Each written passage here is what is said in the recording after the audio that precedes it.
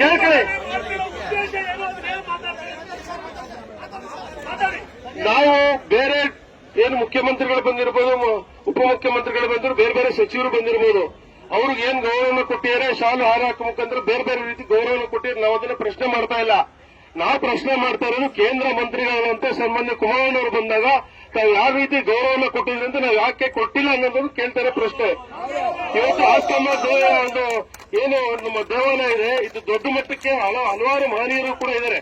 ನಾನು ಹೆಸರು ಹೇಳಕ್ ಹೋಗಲ್ಲ. ಇದೊಂದು ದೇವಸ್ಥಾನ ದೊಡ್ಡ ಮಟ್ಟಕ್ಕೆ ಕಟ್ಟಲಿಕ್ಕೆ ಇವತ್ತು ಜನ ಸಂದಣೆ ಏನು ಭಕ್ತಾದಿಗಳು ಹೆಚ್ಚು ಭಕ್ತಾದಿಗಳು ಬರ್ತಾದಕ್ಕೆ ಕಾರಣ ಹಿಂದೆ ಮನೆಯವರುಗಳು ಸುಮಾರು ಜನ ಹಲವಾರು ಜನ ದೇವಸ್ಥಾನ ಕಟ್ಟಲಿಕ್ಕೆ ಅವ್ರದೇ ಅಂತ ಶ್ರಮವನ್ನು ಪಟ್ಟಿದ್ದಾರೆ. ಅದರಲ್ಲಿ ಕೊಡುಗೆ, ಅದರಲ್ಲಿ ಸನ್ಮಾನ್ಯ ಕುಮಾರಣ್ಣವರು ಕೂಡ ಮುಖ್ಯ ಒಂದು ಕಾರಣಕರ್ತರು. ಯಾಕೆಂದ್ರೆ ದೇವಸ್ಥಾನ ಏನೂ ಇರಲಿಲ್ಲ, ಇವತ್ತೊಂದು ದೊಡ್ಡ ಮಟ್ಟಕ್ಕೆ ದೇವಸ್ಥಾನ ಗೋಪುರ ಆಗಿದೆ ಅಂತ ಸನ್ಮಾನ್ಯ ಕುಮಾರಣ್ಣವರು ಮುಖ್ಯಮಂತ್ರಿ ಇದ್ದ ಸಂದರ್ಭದಲ್ಲಿ ಬಿಜೆಪಿ ಮತ್ತು ಜೆಡಿಎಸ್ ಒಂದು ಸಮ್ಮಿಶ್ರ ಸರ್ಕಾರದ ಸಂದರ್ಭದಲ್ಲಿ ಸನ್ಮಾನ್ಯ ಕುಮಾರಣ್ಣವರು 2 ಕೋಟಿ ರೂಪಾಯಿಯನ್ನು ಕೊಟ್ಟು ದೇವಸ್ಥಾನವನ್ನ ಜೀರ್ಣೋದ್ಧಾರಕ್ಕೆ ಆಗ್ಲಿಕ್ಕೆ ಕಾರಣಕರ್ತರು ಸನ್ಮಾನ್ಯ ಕುಮಾರಣ್ಣವರು. ಸನ್ಮಾನ್ಯ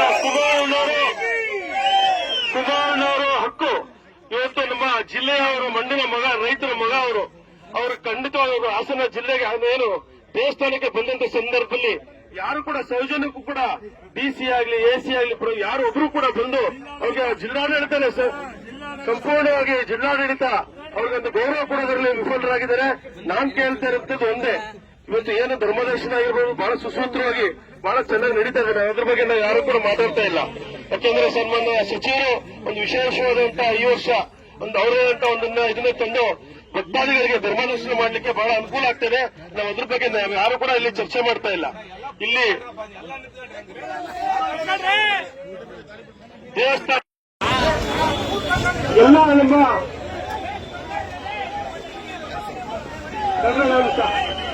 ಎಲ್ಲ ಜೆಡಿಎಸ್ ಕಾರ್ಯಕರ್ತರು ಮುಖಂಡರು ಕೂಡ ಆಗಮಿಸಿದ್ರು. ಅದೇ ರೀತಿ ಇವತ್ತು ನಮ್ಮ ಅಂತ ಎಚ್ ಕೆ ಕುಮಾರಸ್ವಾಮಿ ಅವರು, ಅದೇ ರೀತಿ ಯಡಿಯೂರಪ್ಪ ಗಿರೀಶ್ ಅವರು ಎಲ್ಲ ಕೂಡ ಮುಖಂಡರು, ಹಿರಿಯರು, ಎಸ್ ದೇವೇಗೌಡರು, ನಮ್ಮ ನಾಗಣ್ಣವರು ಎಲ್ಲರೂ ಕೂಡ ಬಾಯಲ್ಲಿ ಸೇರಿದ್ರೆ ಇವತ್ತು ನಮ್ಮ ಒಂದು ಪ್ರತಿಭಟನೆ ನಾವು ಆಸ್ತಂಬ ದೇವಿ ಗೌರವವನ್ನು ನಾವು ಉಳಿಸಬೇಕು. ಹಾಗಾಗಿ ಯಾರು ಕೂಡ ಈ ಪ್ರೋಟೋಕಾಲ್ ವೆಹಿಕಲ್ ಎಲ್ಲ ಏನೇನು ಹೋಗ್ತಾ ಇದೆ, ಜಡ್ಜ್ಗಳು ಮತ್ತು ಗಂಡು ವ್ಯಕ್ತಿಗಳು ಬಂದಿರ್ತಾರೆ, ಅವ್ರು ಯಾರು ತೊಂದರೆ ಕೊಡೋದು ಬೇಡ. ನಮ್ಮ ಪ್ರತಿಭಟನೆ